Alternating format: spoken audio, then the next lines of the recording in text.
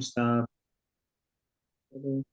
स्वयं रूपा कदा मह्यं ददाति स्वपदान्तिकं वन्देऽहं श्रीगुरो श्रीयुतपदकमलं श्रीगुरून् वैष्णवांश्च श्रीरूपं साग्रजातं सहगणा रघुनाथं तं सजीवं साद्वैतं सावधूतं परिजनसहितं कृष्णचैतन्यदेवं श्रीराधा कृष्णपादान् सहगणा ललिता श्रीविशाखान्वितांश्च हे कृष्णा करुणा सिन्धु दीनबन्धु जगत्पते गोपेश गोपिका कण्ठ राधा कण्ठ नमोस्तुते ताप्तकाञ्चन गौरङ्गी राधे वृन्दावनेश्वरी वृषभानुसुते देवी प्रणमामि हरिप्रिये वंशकल्पतरुभ्यश्च कृपा सिन्धुभ्येव च पतितानां पावनेभ्यो वैष्णवेभ्यो नमो नमः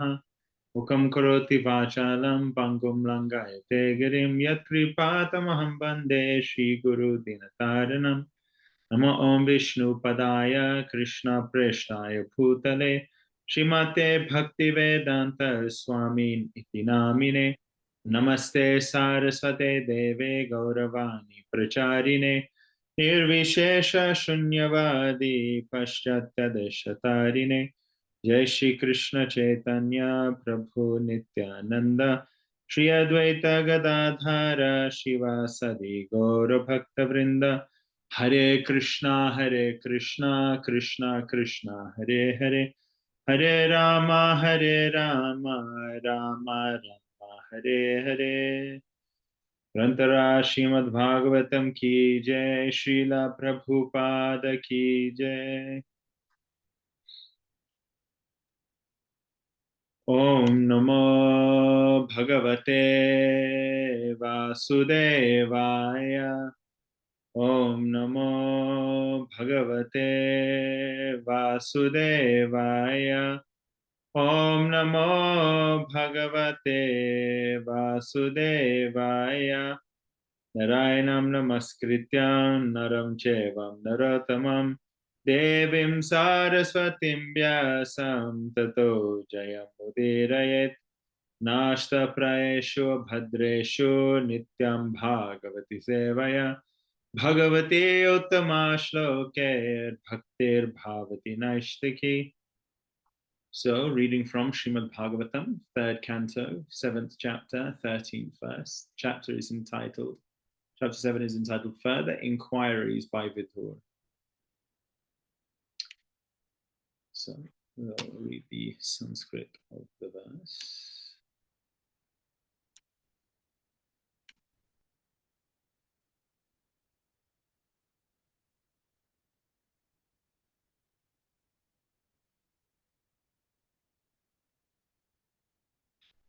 Yadendriyo paramota Drishtratmani pareharo Viliyante tade klesha Samsupatesyeva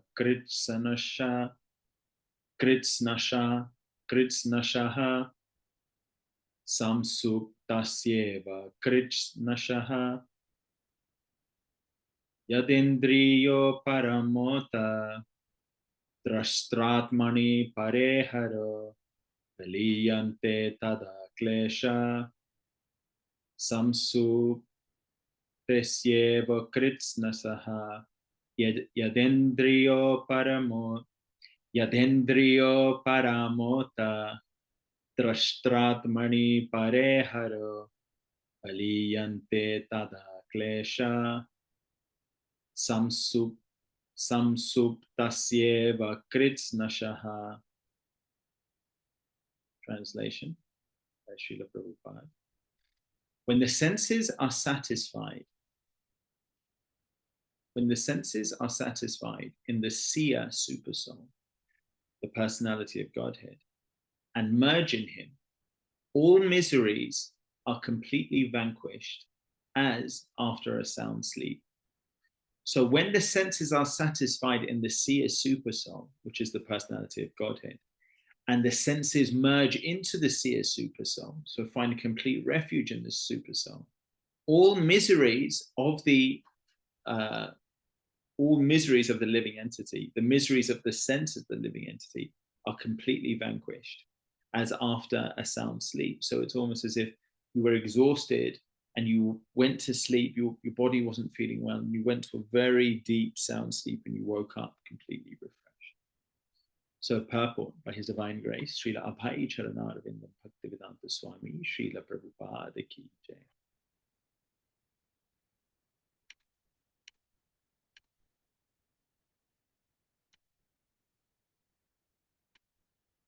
My audible to everyone, just wanted to make sure. I know we've been having some issues today. Yes, Prabhuji, Hare Krishna, you're audible. So purport. The quivering of the living entity, as described above, is due to the senses. Since the entire material existence is meant for sense gratification, the senses are the medium of material activities, and they cause the quivering of the steady soul. Therefore, these senses are to be detached from all such material activities.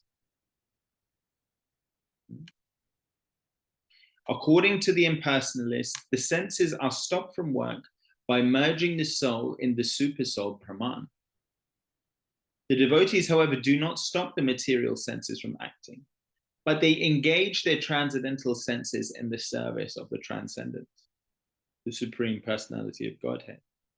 In either case, the activities of the senses in the material field are to be stopped by cultivation of knowledge, gyan, and if possible, they can be engaged in the service of the Lord, bhakti. The senses are transcendental in nature, but their activities become polluted when contaminated by matter. We have to treat the senses to cure them of the material disease, not stop them from acting, as suggested by the impersonalist.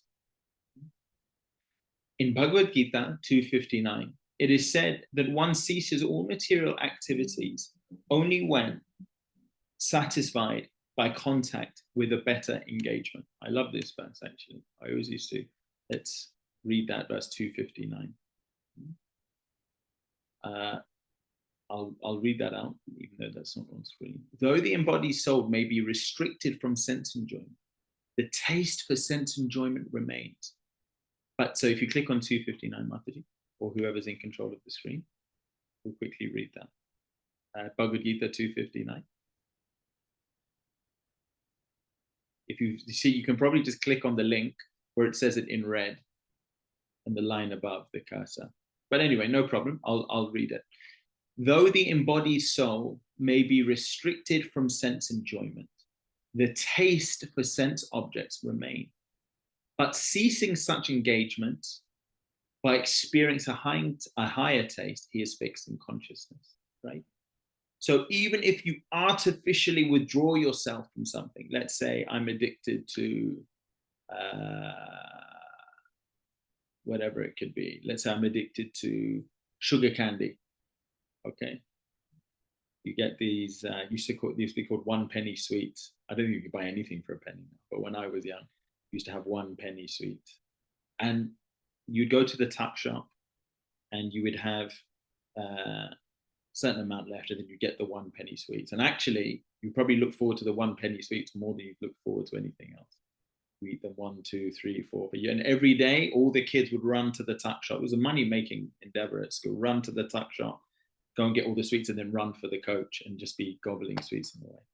But then as soon as you've had delicious Mahaprasad Ras Malai, if you had 1 penny sweet, nobody's interested in 1 penny sweets. If you've got the delicious, in Vrindavan, Krishna Balaram Mandir, after the morning program, actually just before class, I don't know if they still do this. They used to take all of the Maha sweets, and there was a stall at the entrance of the temple, not the main entrance from the road, but within the main anga.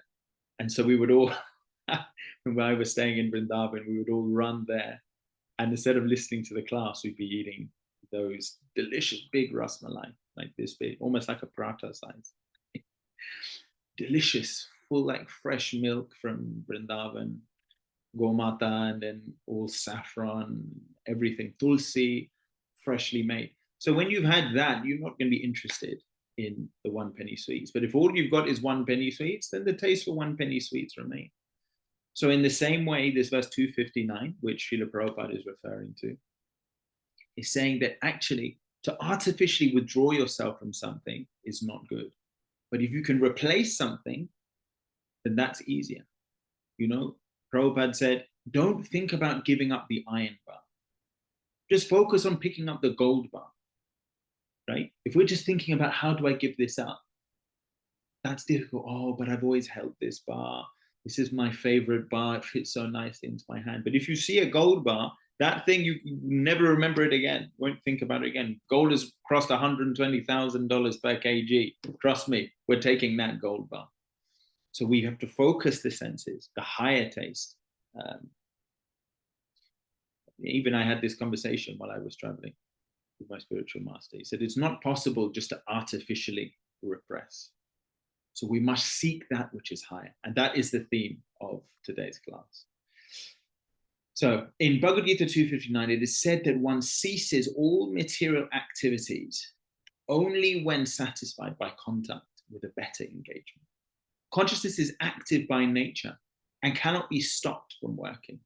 Yeah, you pay big money now all across the world to go to Vipassana yoga. Vipassana yoga, we will train you to think about nothing. And then they say, what are you thinking about? Say, I'm thinking about you talking to me. What are you thinking about? My mind is clear. I'm thinking about my mind is clear. So the idea of trying to come to a point of nothingness and emptiness is impossible. How could you become empty? The thought, how would you even recognize that you were empty? You'd have to think about that, and immediately the thing is over, right? So this idea, artificially clear your mind of all thoughts. Well, if you stop speaking, maybe I can have a go, you know? So this is all artificial, vipassana, eliminating yourself. Imagine you're nothing. Well, if I'm imagining, then that means I'm something. So how can I imagine I'm nothing? Doesn't make sense. Internally inconsistent. And actually earlier on, we saw even a few verses before, I think it was verse 9, Maitreya saying, certain conditioned souls put forward the theory that the supreme Brahman, or the personality of Godhead, is overcome by illusion or Maya. And at the same time, they maintain that he is unconditioned. This is against all logic. So this idea of being something and trying to negate your existence, saying the Lord is all powerful, that he can become under the influence of Maya. These are all symptoms of Maya. This is all complications of the material world. So we're looking for a solution, and Srila Prabhupada is giving us a solution to be fixed in that higher consciousness. So we can get out of this web, this myriad of distractions and illogical propositions that people are putting forward, because all of these things is what is churning our consciousness and causing the misery.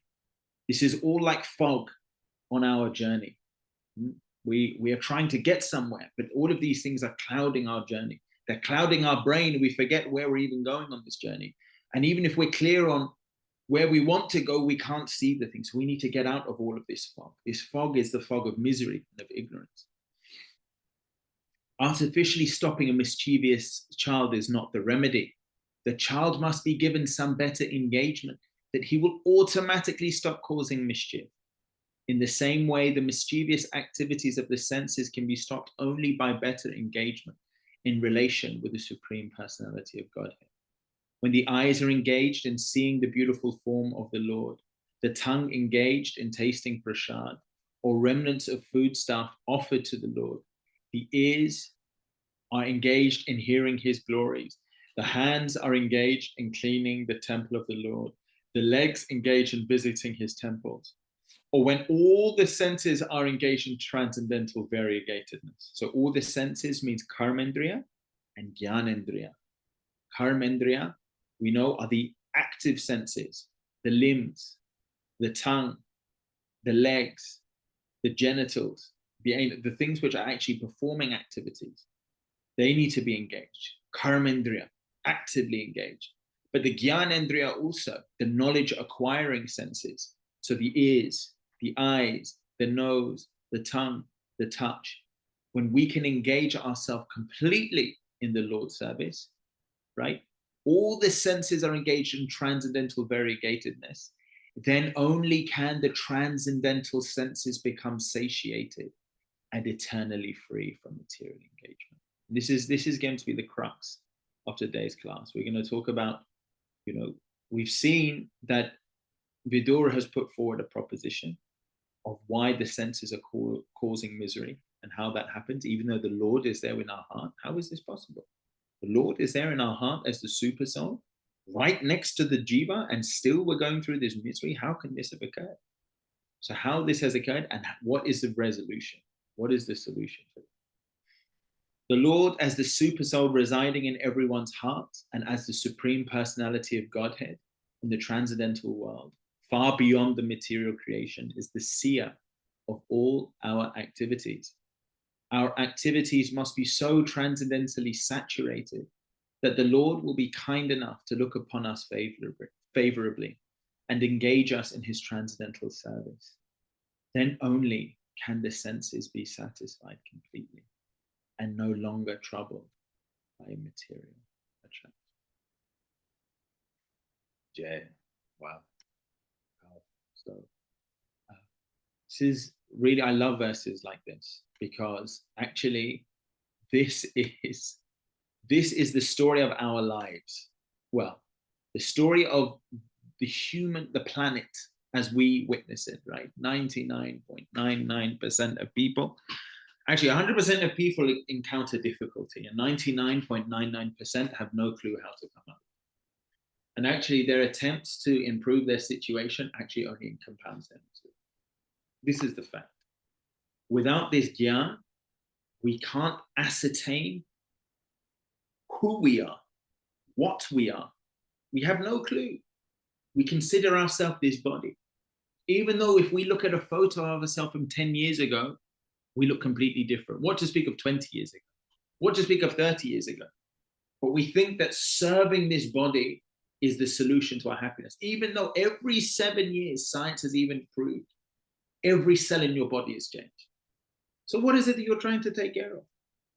That body that you were trying to serve when you made a plan 20s, it doesn't even exist. It's not even there.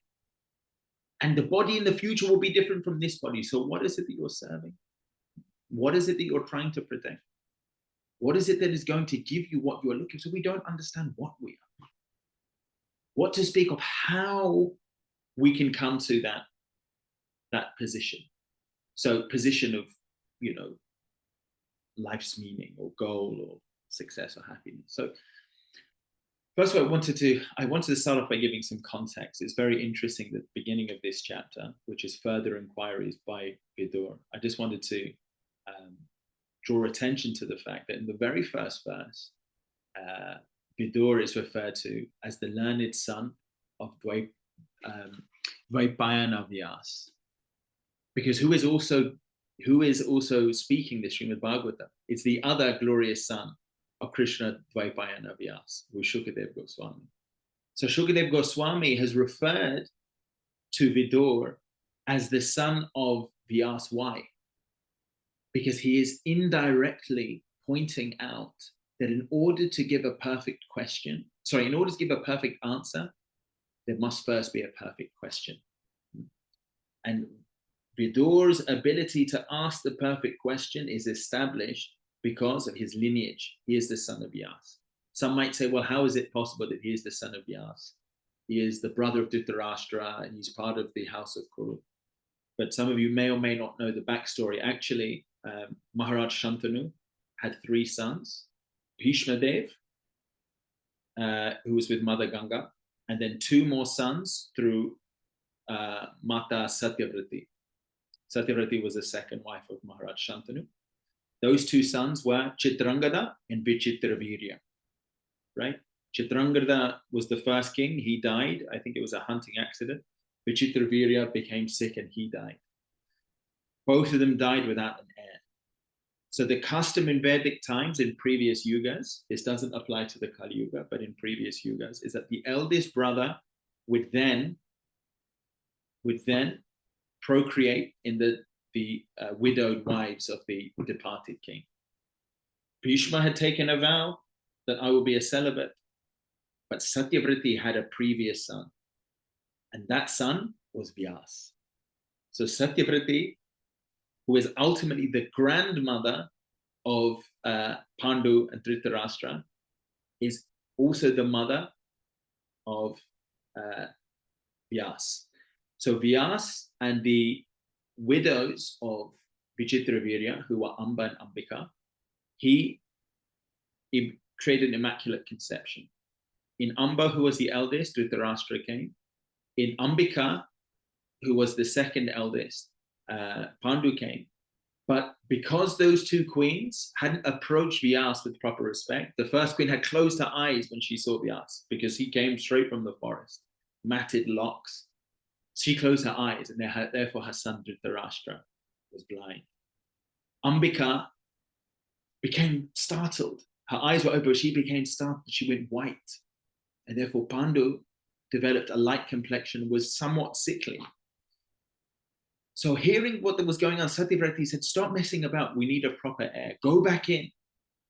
But the queen said, look, we can't go back in. So they sent their maidservant. And that third maidservant went in with proper respect and honored Vyas. And Vyas produced a baby inside that mother's womb, who was not a queen, actually. She was a maidservant of the queen. And that son was Vidur. So Vidur is indirectly the son of Vyas, as is Dhritarashtra, as is Pandu, right? The interesting thing is that Dhritarashtra, despite being the son of Vyas, clearly wasn't eligible to ask the right questions. We see that. Mamaka, how's the first verse go? Dhritarashtra uvacha, dharma kshetre kuru kshetre, samaveta yuyutsavaha, mamaka pandavascheva, kimma kurvata sanjaya. Mamaka pandavascheva. He is the king of the whole dynasty. Dhritarashtra's mind is so partial and broken. Mamaka pandavascheva. He's considering his own children and the sons of his departed, not seeing himself as the king of all of his citizens, what to speak of his nephews. So Dhritarashtra, he's also the son of Vyas, but he's never referred to as such. Why? Because his consciousness does not reflect. Shukadev Goswami is deliberately saying, this is a true son of Vyas, not just because of the blood connection, but because of the connection of the consciousness. And the point is that he's pointing out that for me to give a proper question, the proper answer, I must have something that's giving the proper question. Prabhupada, we even see this small, but perfect questions can lead to perfect answers. So we should understand that these are not just trivial questions. These are the perfect questions. These are the questions of the son of Vyas, so that Vyas and the followers of Vyas can answer them for the benefit of all humanity. So what are the questions then that are being asked? Really, the questions that are being asked are in text 5 and 6.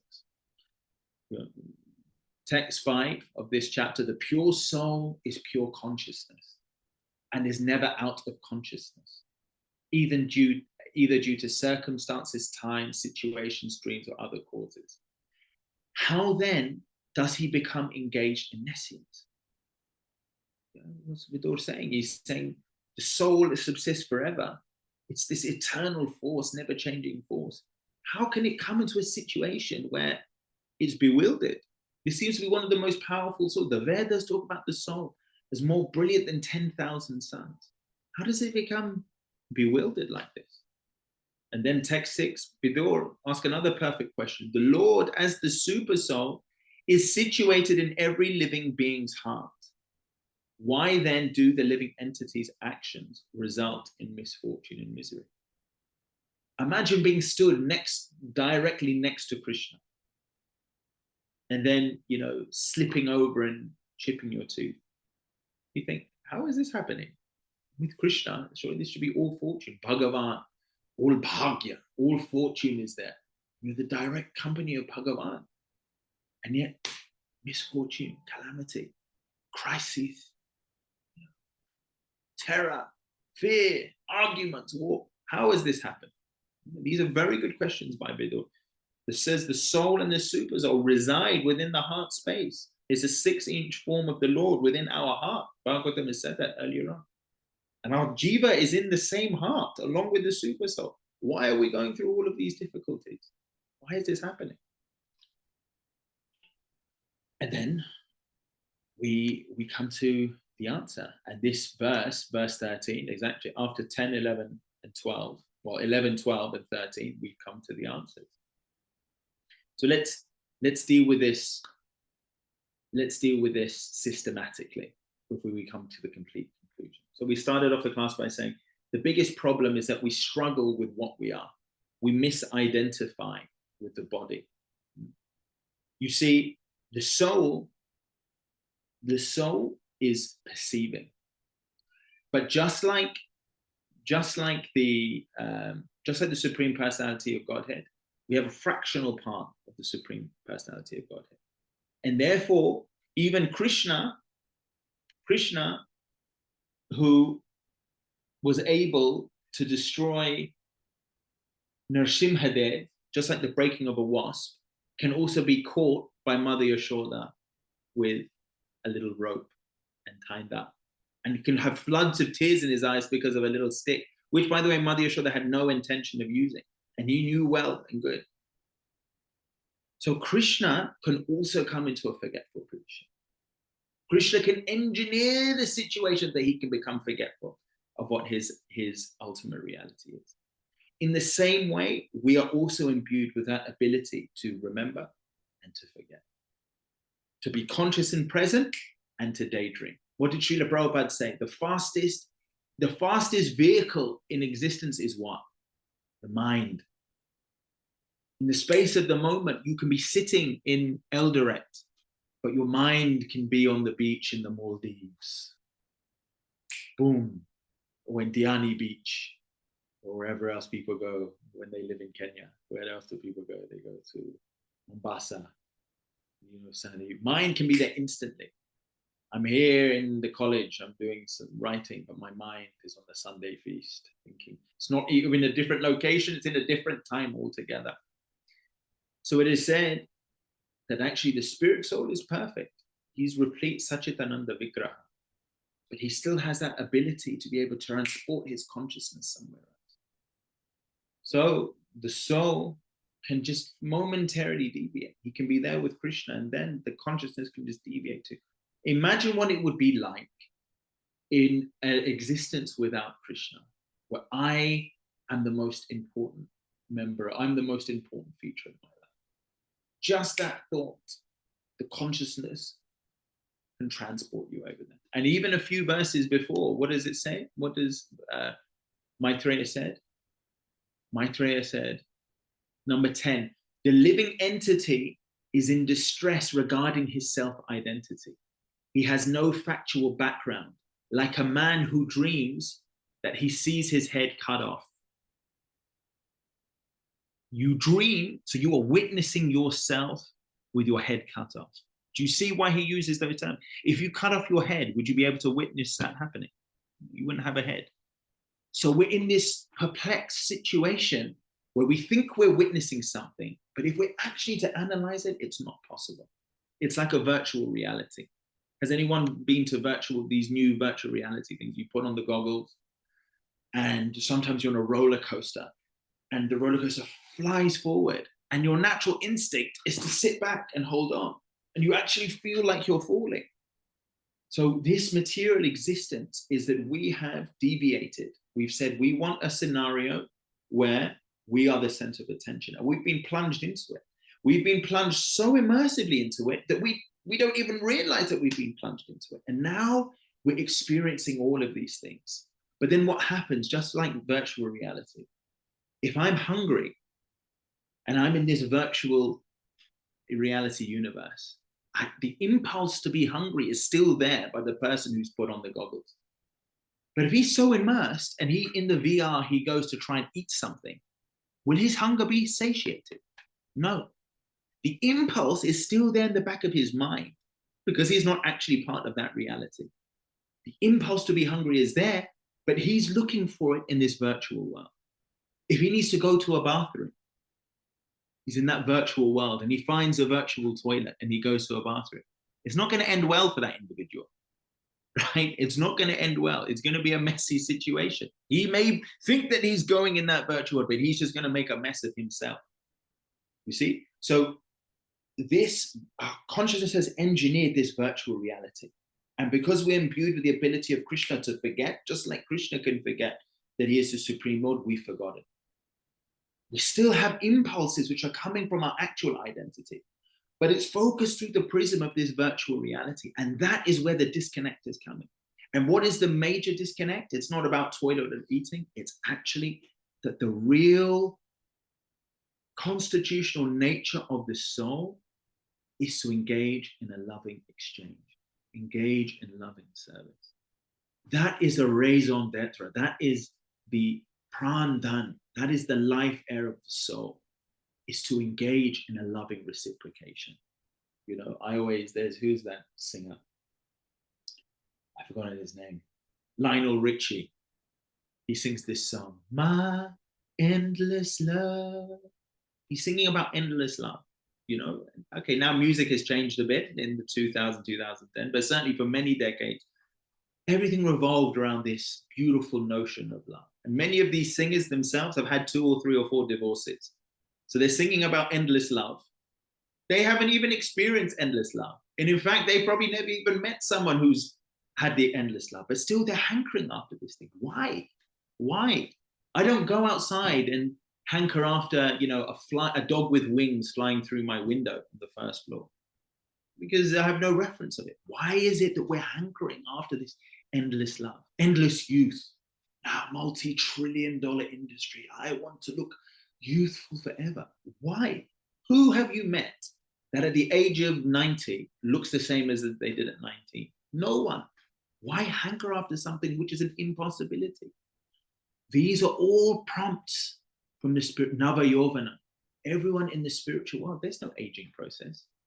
There's no, oh, sorry, Krishna, I've got a bad back. Can't come and play with you in the cow herd and the cows today. Oh, my back, I've done my back in. Oh, I've got ACL tear. No, this doesn't happen.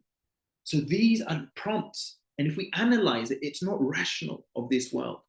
So it must be coming from some form of experience. Desire for something can't come without the experience of that. We don't hanker after. I don't hanker after something until I've tried it first. So that is showing you, these are prompts from the spiritual. Endless love. Endless love has been experienced. And we're running from pillar to post to try and experience it again. But we don't realize that we've got to take the VR goggles off. We can't do it in this immersive reality that we've created through our deviation. We've got to take the goggles off. But we first got to recognize that we're wearing the goggles in the first place. And that is the point. You know, the irony is, it's given in the Vedas that this material world is like a reflection, and reality is like a tree. And the best fruits on this tree are at the top of the tree.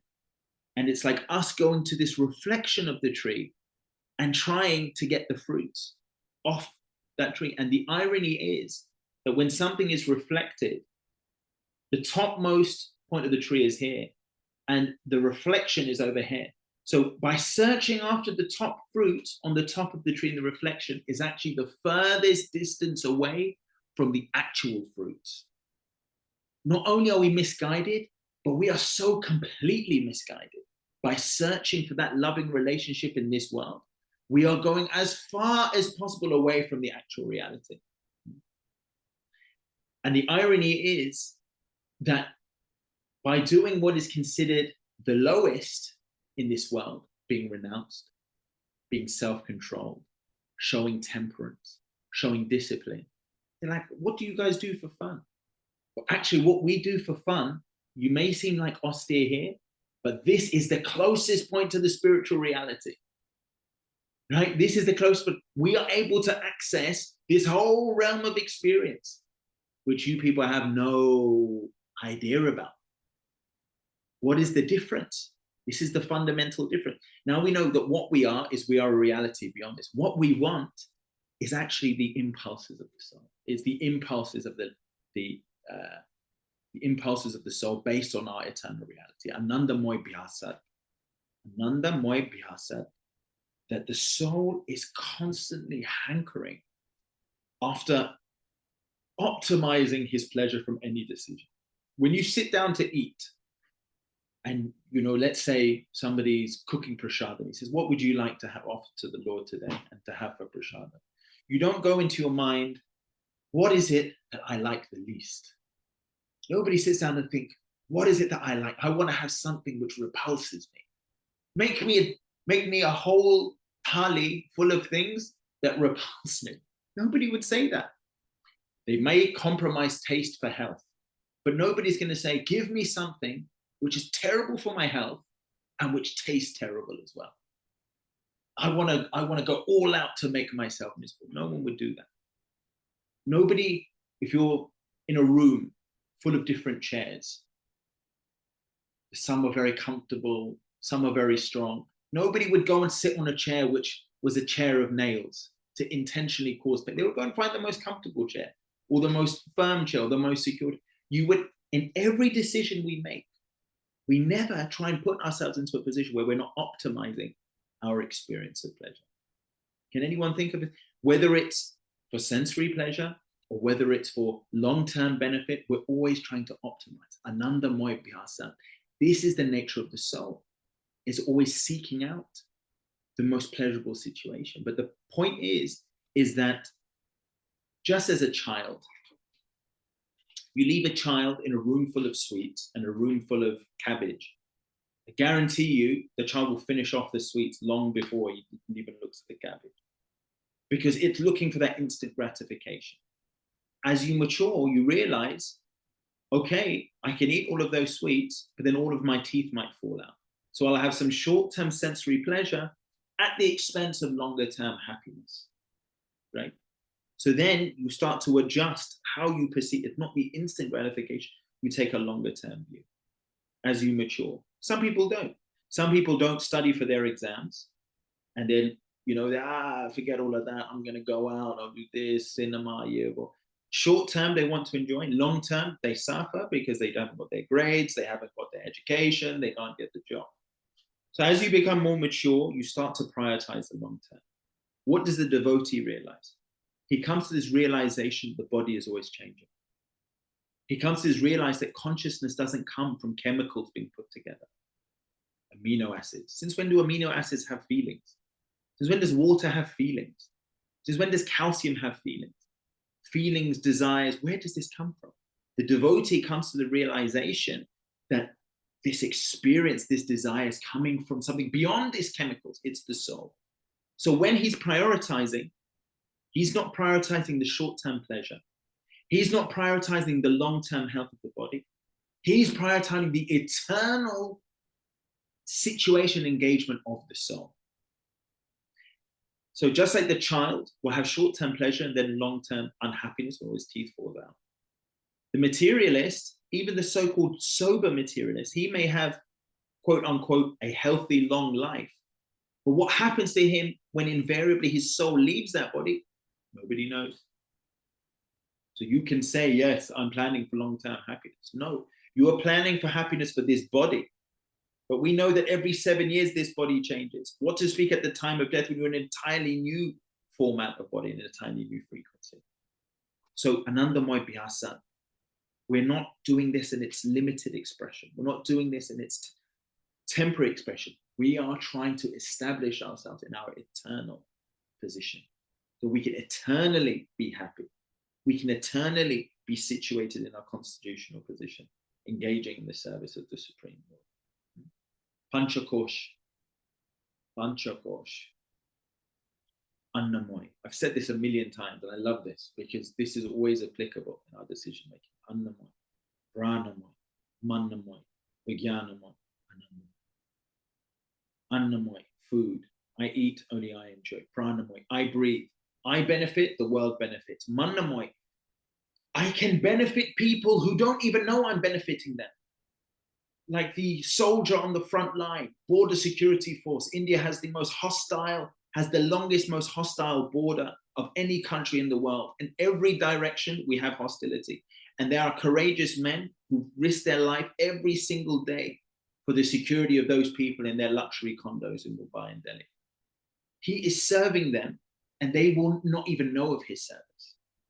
And the pride and the satisfaction that he has in himself, that he's willing to give the ultimate sacrifice for others, is something beyond the senses. Mannamoy, dharma, vijnanamoy. What to speak of the sannyasi? Indradyumna Maharaj was traveling in Russia recently. Indradyumna Maharaj, who's dedicated his life to chanting the holy name, and he was put in prison by the Russian guards, and he has a smile on his face.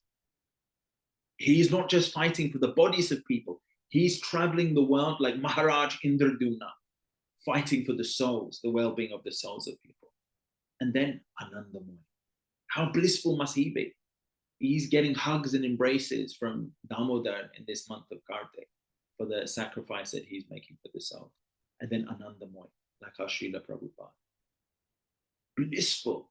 He's given up sleep. Prabhupada gave up food. Prabhupada gave up practically even drinking for the service of others. And never did Prabhupada moan. My father was there with him. Look at my condition. You know, they said he was, Srila Prabhupada even said, I'm just a bag of bones. His body was so emaciated. He went 6 or 7 months and did not eat. And his chart, according to the Jyotish, that in July, Srila Prabhupada was supposed to depart. And the Jyotish said, this individual's lifeline does not go beyond July 1977. And it was August or so. He said, how he is existing is against Jyotish. There is no lifeline. So Srila Prabhupada, because there was an intervention from his disciples, he said, please, Srila Prabhupada, don't leave us. We'll be orphans.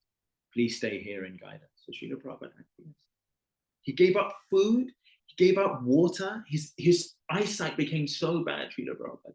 He couldn't even see his own feet. When my father was massaging his feet, Srila Prabhupada looked up and said, who is there? And my father was at his feet. He couldn't even see his own feet. But did Prabhupada ever complain? Was he ever miserable? No, because he was serving this. He was so blissful. They would take Srila Prabhupada. My father would carry the palanquin, and they would carry Srila Prabhupada in front of Krishna Balaram. And Srila Prabhupada had to wear glasses, tinted glasses, because his eyes would fill up with tears. They would be streaming down Srila Prabhupada's face. Streaming down his face. Do you think Prabhupada was miserable? He'd given up everything of this world. But because he was existing to serve the souls of others, he was existing to serve Radhe Shyam, Krishna Balaram, he was in so much bliss. So the point is Anandamoy Vihasa. When we understand what we are, we have to understand what we want.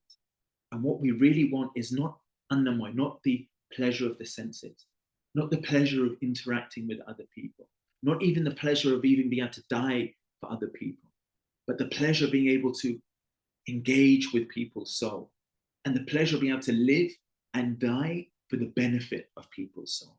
That alone will be pleasing to us, because that alone is pleasing to the Supreme Personality of God.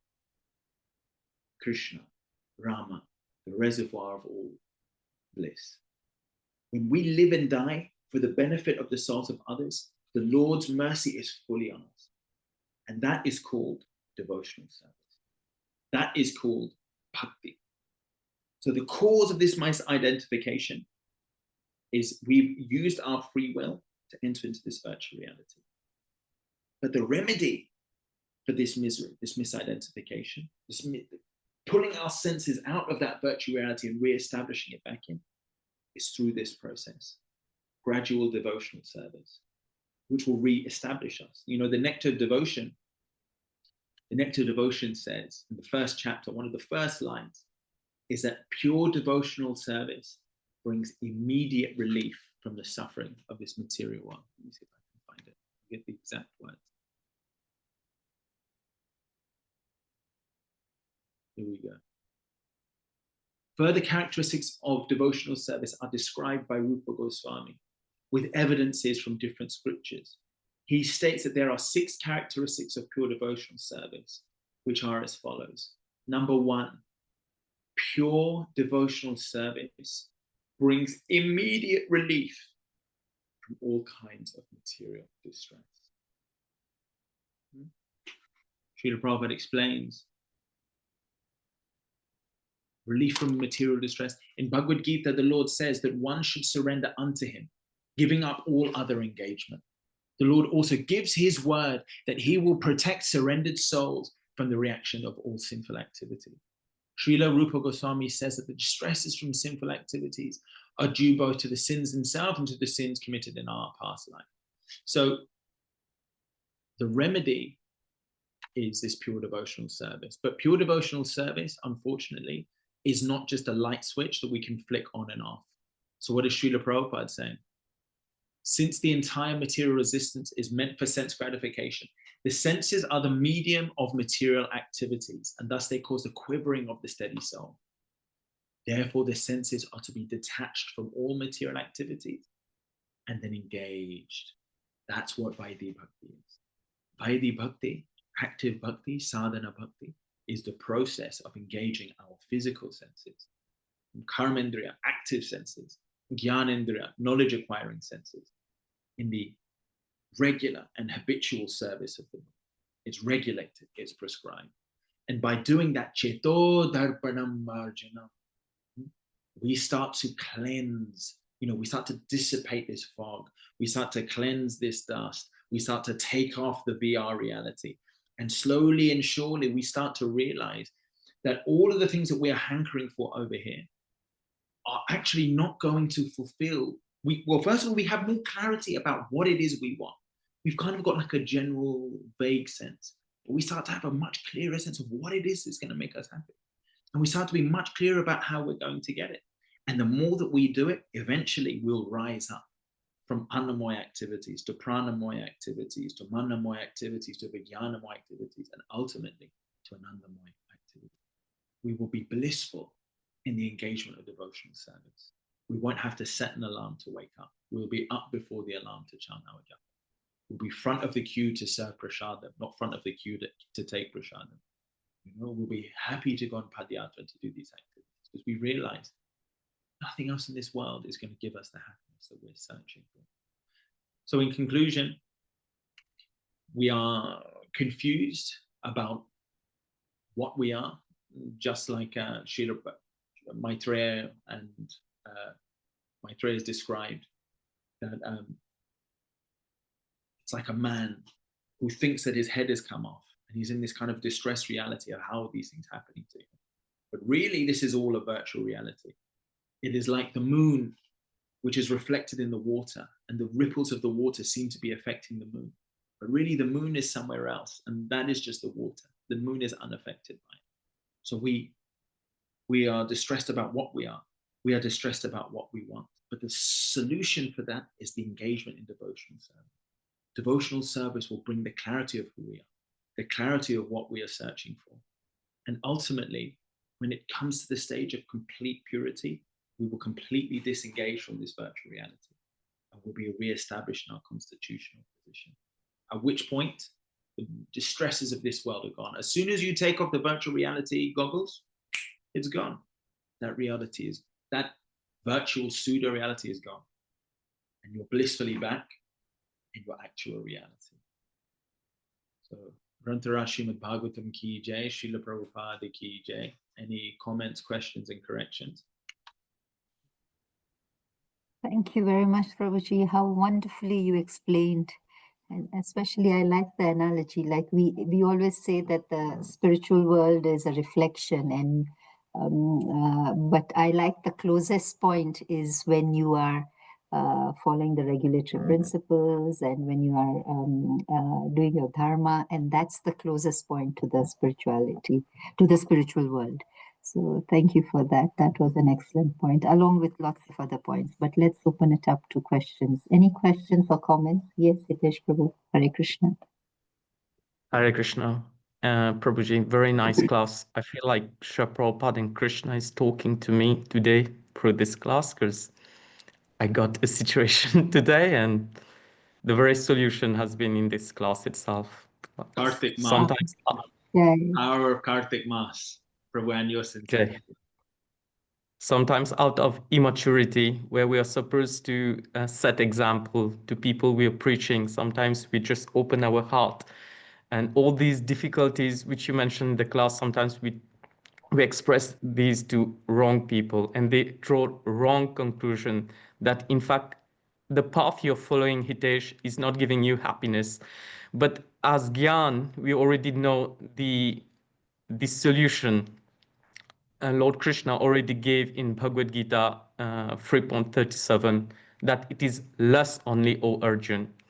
So unfortunately, and even I find like Srila Prabhupada in his purport of today's class has already given the solution to, like, our activities must be so transcendentally saturated that the Lord will be kind enough to look upon us favorably and engage us in his transcendental service. Then only can the senses be satisfied completely and be no longer troubled by material attraction. So the solution was in this class itself. Can I tell you one thing, Prabhu? You know, often, yeah. So Rupa Goswami mentions in Nectar of Instruction, and I would recommend everyone, if you only keep one book with you for practical guide of how to live as a devotee, keep Nectar of Instruction. That is probably my favorite book of Srila Prabhupada, because it is the Hari Bol, Sri Rup Sanatan Bhatta Raghunath, Sri Ji Gopal Das Raghunath Shat Goswami Prabhu Ki Jai. He says you must be very careful about who you reveal your mind to in confidence. You should only do it with devotees. Only do it with devotees who have got that maturity. Because they will turn around and from a very superficial angle say, ha, told you so. Your philosophy isn't so much. But I'll tell you one thing. If you go into a room which has been empty for 20 years, right? Imagine how much dust will be in that room if it's been closed up. But you know what is even worse is if you go into a room which hasn't been touched in 20 years and then you start sweeping.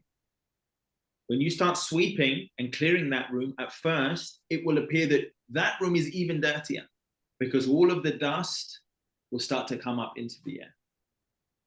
What you don't appreciate is that the person who is in there sweeping is closer to having a clean room than the person who's simply standing there doing nothing.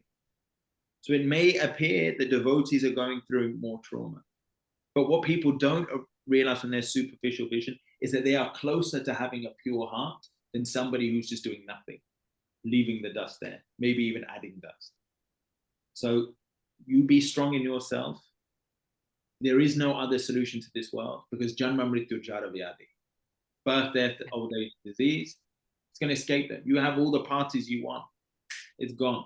One day you'll wake up and you won't wake up from that body, right? So you be confident in yourself. Sorry, did you have another question? Well, as a devotee, have already understood that our heart is so much covered with so much dust. That's exactly what I tried to tell that person, that for several decades, we have been like developing mind slides that, just like the example you gave, that 1 penny candy sugar is giving happiness. We still, as neophyte, have urges and impulses that candy sugar will be giving that pleasure. And not surrendering to those urges and impulses feels to be, as a neophyte, feels to be artificial. And even those who are not in Krishna consciousness will find that we are being artificial. Though the fact that as Gyan, whatever we have been reading from Bhagavad Gita, Srimad Bhagavatam, we know that in fact those material tastes, in fact, are the artificial ones, and the higher tastes, transcendental tastes, are in fact the real tastes. But it takes a lot of time because, currently speaking, that chit is in fact Gyan, and we are still Gyani. We have not yet become Bhakta. Bhakta is from Gyan, it should be Vigyan, and it's another level. But that, like Prabhupada said, and the Bhagavad Gita 269, the point is to try and engage yourself, all of these senses, in the service of the Lord. When you're engaged, directly, and then you have the yoga ladder, which is the level of engagement. Are you engaged where you're offering the fruits? Are you offering the activity? Or are you 100% offered? And then there's even layers beyond that, the conversation between Chaitanya Mahaprabhu and Ramananda Roy. The point is that get that gyan, but we also need to be engaged. We need to be engaged more and more. And when you get that higher taste, ultimately, it's not that you just naturally stop thinking about it. I remember when I would travel with Guru Maharaj, when I've been engaged, that's the time where I was most absorbed. And then my mind went on, crazy thing, my mind went on to the football scores, because I used to follow Arsenal, there's a football club in London, quite closely. And then I realized I hadn't thought, I had been an avid follower throughout my whole childhood. I hadn't even thought about what was going on. It was just outside of my frame of reference. And it like came, I think we were traveling through Europe, and it just crossed my mind. And I realized, oh my God, I have never gone 18 months in my life without having some kind of interaction with the football, even if it's just a quick check. So that will happen. The more you are engaged, this thing will just become a non-issue. Like, do you think about the toys you played with as a child? No, it's out of sight, out of mind. You'll grow out of it. We'll all grow out of it as we become more absorbed in those higher occupations. Thank you, Guru. Hare Krishna. Thank you very much, Prabhu. Are there any other questions or comments? I know we have exhausted our time. I think there is a question personally to me on the chat saying that, can Prabhu elaborate on why Krishna is near the jiva and still the jiva is not looking at Krishna? I love it. It's such a good question. And it's one of those ones which is always a very profound philosophical question. It's described in Bhagavad Gita and elsewhere as two birds in the tree. One bird is like flapping and trying to get the fruits, and the other bird, more sage bird, is just watching. He's just observing what's going on. So the jiva, he's just like engaged in all of his things. And the other bird is leaving him to it. The other bird is watching the jiva, but the jiva isn't necessarily watching the other bird, right? So it's not that the other bird has abandoned, but because this bird is absorbed in whatever it's doing, so hell-bent, and is not taking the time to stop and ask this kind of wiser bird what I should do. He's getting himself caught up in whatever mess he's getting himself caught up in. But the other way of looking at it is that, what is it that Prabhupada's motto was for Back to Godhead?